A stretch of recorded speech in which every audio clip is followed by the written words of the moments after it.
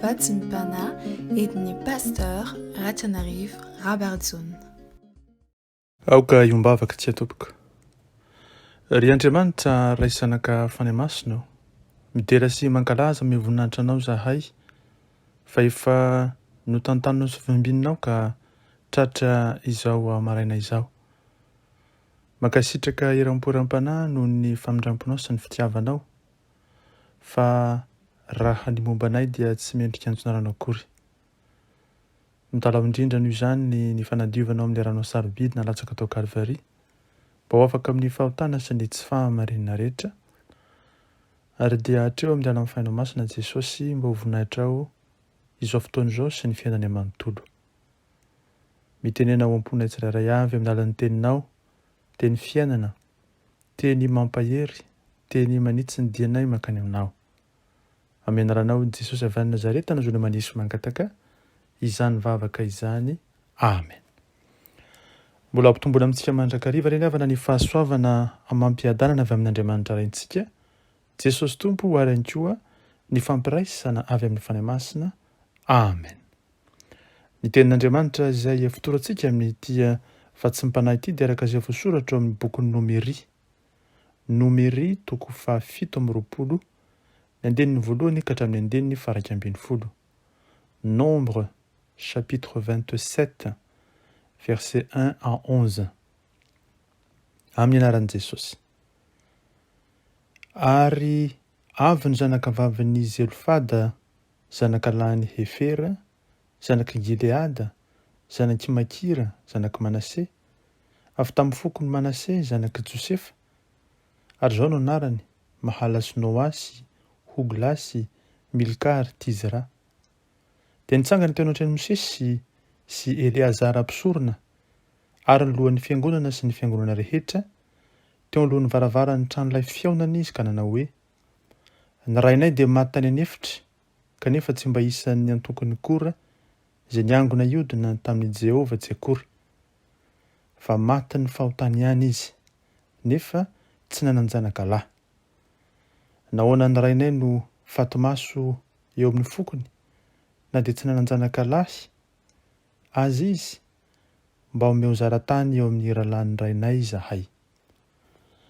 Ary nalahatra Mosesy teo anatrehan'i Jehova ny tenin'ireo, ary Jehova niteny tamin'ny Mosesy ka nanao hoe: marina ny tenin'ny zanakavivan'i Zelofada, omeo anjaratany eo amin'ny rahalan'ny rainy tokoa izy, dia ampandovay ny zaratany rainy izy.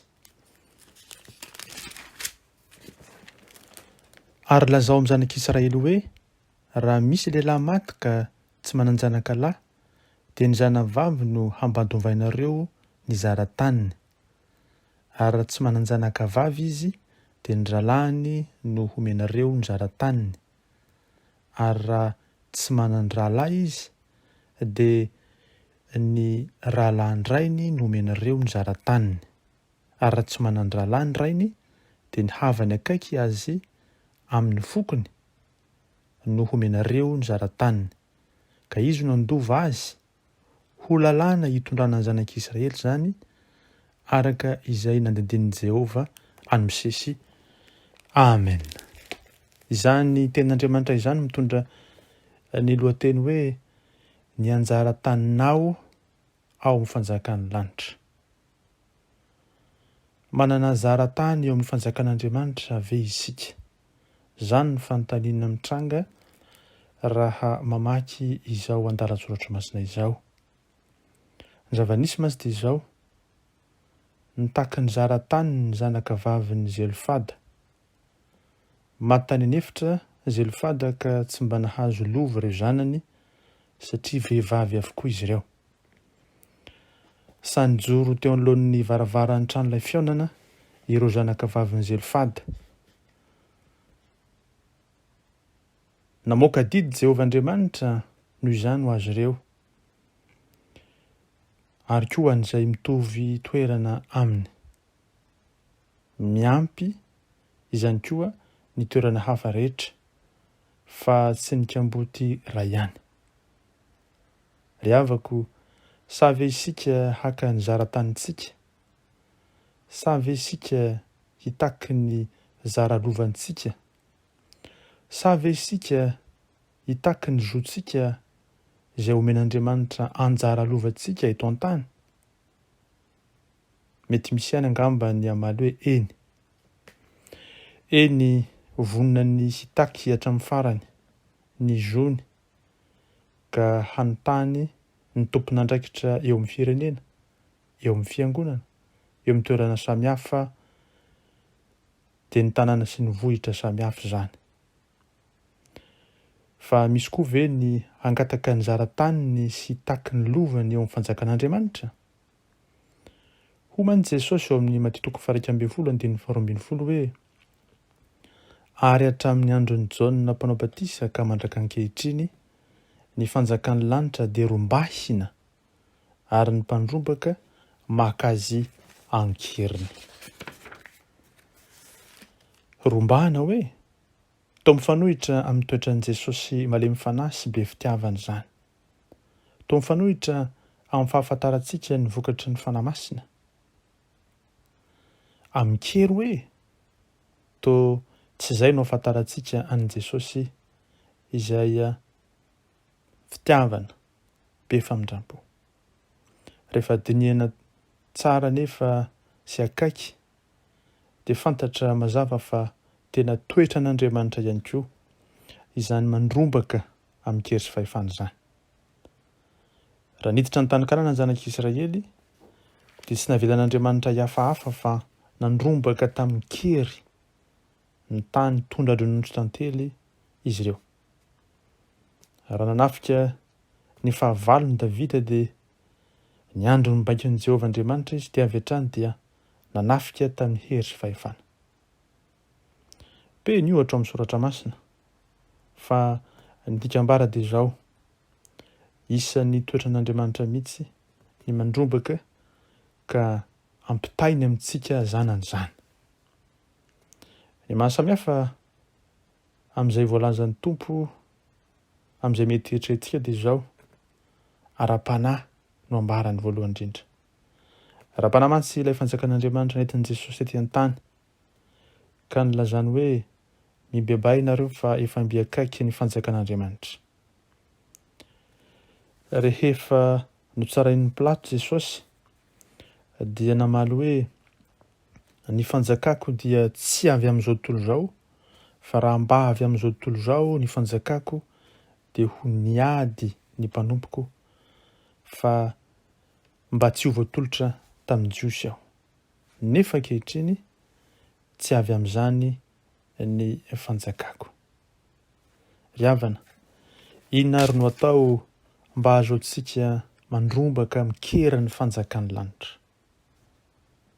Voalohany, fananana fanapahan-kevitra entitra hahafohy ny zavatra rehetra ao an'Andriamanitra. Antsoin'ny teny frantsay hoe consécration. Faharoa, fananana rispo tsy ovaova fa fananana motivation mba hanana hery isa-maraina hiatrika ny ady ara-panahy hiantson'ny Tompo antsika ao anatin'ny andro. Fahatelo, fitoerana amin'ny faharetana mandrakariva. Raha tsy misy ny faharetana, mora reraka isika ary tsy tojo amin'ny lalana lavitra sy mideza hitondran'ny Tompo antsika. Faharetana mivavaka amin'ny asa fanompoana, amin'ny fahatokinana fidelité amin'Andriamanitra mandrakariva. Faefatra farany, fiaretana amin'ny fahoriana. Kely sy bitika ny fahoriana etỳ an-tany raha oharina amin'ny voninahitra amin'ny fanjakan'ny lanitra. Sady adam-pinaritra feno fitanteraka isika no haharitra mandrakizay izany fiadanana izany. Etỳ an-tany nefa vetivety ihany ny fahoriana manjoantsika.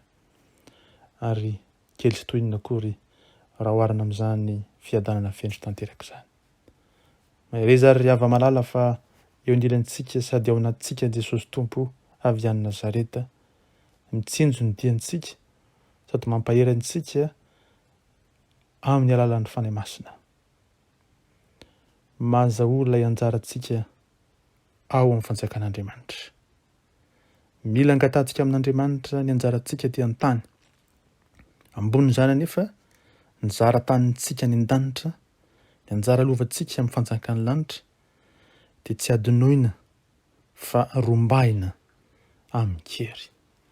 Maireza mahatanja, aza mierikerika foana ravana ka mitoera mandrakariva hikatsaka ny anjara-taninao ao amin'ny fanjakan'ny lanitra, tahaka izay nitakiany zanaka vaviny Zelofada teo anatrehan'ny tranon'ilay fihaonana. Maireza ny tompo amintsika amin'ny herany fahirezany ivavaka isika. Tompo, tsara ny teninao ary mahagaga. Andriamanitra izay mampiseho anay ny fahamarinana tokoa ianao ary maneho anay ny voninahitra ao. Andriamanitra izay tia anay ka tsy manavaka, mikatsaka ny sosiny tsara ho an'ny vahoakanao. Mitsinjo ny kely sy ny bitika, ny kiamboty sy ny mpitondra tena, ary mahafantatra izay asoa ny rehetra. Lehibe zany fitiavanao zany, ary zahay dia te hitoetra aminao mandrakariva. Ankehitriny tompo malalo, mihoatra lavitra izay fitakianay ety an-tany no tokony katsahanay ilay fanjakanao. Ahatonga anay Jesosy handrombaka amin'ny kery izany fanjakanao izany. Tafindry hery ny fainao masina izay tompo, mba ahatonga anay hahazo herim-panahy, herim-po, herin-tsaina, herim-batana, hanatontosanay izany atao hoe adidy sy andraikitra, kanefa ihany koa fahasoavana lehibe izay omenao anay izany.